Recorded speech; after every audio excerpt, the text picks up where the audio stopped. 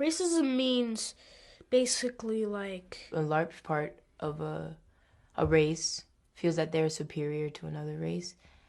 And so not only do they believe that, but they act on it. Examples would be in class. Sometimes I'd be the only black kid, and we read a book like, I don't know, Huck Finn, and then there's that uncomfortable moment, the magic word would come up, and people would look at you and like, what's his reaction and things like that. I was walking home from school with this one white girl, and we just gone off the bus, and we were almost home, and there were these group of black kids that just gone out of school, and she was like, oh, let's cross the street, there's a group of black kids, I don't want to run into them. And so she told me, which I don't even know why she would do that. I used to wear a sweatband like just to reinforce my wrist, and I had a teacher come up to me and say, you should take it off because it looks gang affiliated. I've been in situations where, I had to cross the street because I didn't want to scare the white lady that was walking. It would get to the point where I would start to count how many times a woman would clutch her bag.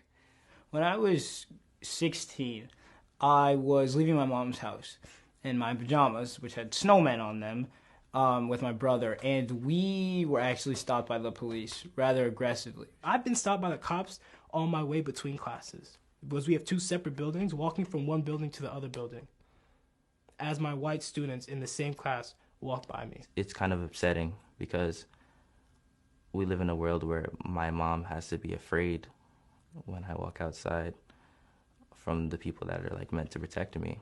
And I don't like when my mother feels like that. I love my mother. I want her to always be happy. I walk tall, I keep my head up, try to be very articulate and polite. And so, of course, I was like, okay, I'm going to be fine because I act a certain way. And of course, that has absolutely nothing to do with it. The way people perceive you, is not up to you. My parents taught me, cops are your friends, you're supposed to, they're here to protect you, but all I'm seeing is the opposite. So how can I not be afraid when I feel like I'm being hunted?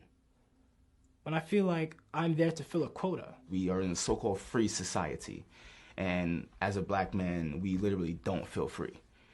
We don't know what freedom is. Every time we're killed, the first thing you see on the news is, criminal record, or something like that. So from the second the bullet hits us, already we're starting to be dehumanized. With black people like myself, we don't get as many chances as they do. So you have to be aware and you have to watch out and you can't mess up. This was an extremely emotionally taxing process for me in terms of coming to terms with maybe the nature of racism in my own life and in this country and in this world. And if you wait until somebody is 12, 13, and 14 to put that on them, it can be really difficult. My dad, he's just like the honest one. He's like, listen, son, like there are things in this world like you kind of have to watch out. He doesn't want me to live in fear, but he wants me to be aware. I want people to know that I'm perfectly fine and I'm not going to hurt anybody or do anything bad. I should be judged about like who I am and like and what kind of person I am. My parents would tell me, especially my mom, she would tell me, you have to endure, you have to muscle through it. And this is no different. It's a part of being a person of color in America. And there's a certain comfortability associated with that, because if I know that something is inevitable, then I know how to deal with it. Fortunately, I've had parents who have said, this is what you do. Mom and Dad, I'll be fine because you did a good job raising me.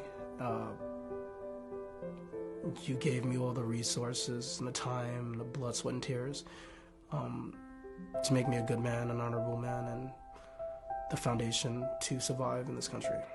I want you to know that I will act in an appropriate manner and do everything that you told me to do because I do love you, and I know that everything you say is not for a reason and not just to talk, and I love you.